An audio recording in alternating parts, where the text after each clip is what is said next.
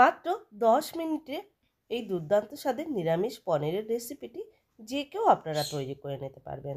রাত্রে ডিনারে রুটির সাথে এই পদটি থাকলে 2টো রুটির জায়গায় 4টে রুটি খেয়ে নিতে পারবেন, এতটাই সুস্বাদু হয়। আমার ভিডিওটি পুরোটা দেখার অনুরোধ রইল। তাহলে চলুন ভিডিওটি শুরু করা যাক।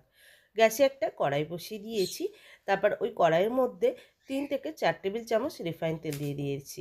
তেলটা গরম হয়ে গেলে ফোড়নে দিয়ে দিলাম গোটা জিরা আর শুকনো লঙ্কা। ফোড়নটা ভাজা ভাজা হয়ে গেলে দিয়ে দিচ্ছি একটা মিডিয়াম সাইজের ক্যাপসিকামটা কিউব আকারে কেটে নিয়েছি। এবার ক্যাপসিকামটা তেলের মধ্যে দিয়ে একটু হালকা করে ভেজে নেব। তারপর আমি ক্যাপসিকামগুলো ভেজে নেওয়া হয়ে গেলে দিয়ে দিচ্ছি একটা মিডিয়াম সাইজের টমেটো আর 2টো কাঁচা লঙ্কা কুচি। তারপর আবারও তেলের সঙ্গে মিশিয়ে নিচ্ছি। দিয়ে দিচ্ছি স্বাদ অনুসারে লবণ, দিয়ে সবজির সঙ্গে মিশিয়ে নিলাম। এবার আমি এখানে কিছু গুঁড়ো মশলা অ্যাড করব।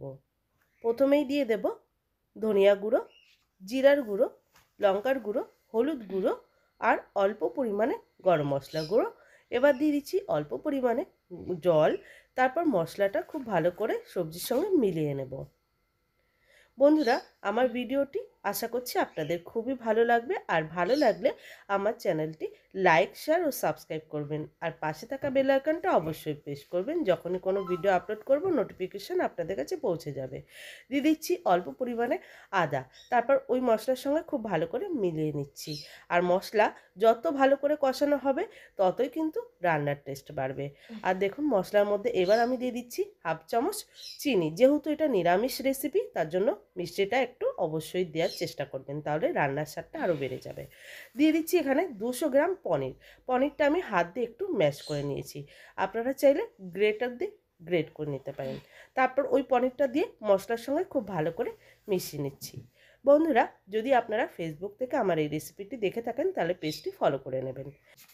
পনিরটা খুব ভালো করে কষিয়ে নিতে হবে।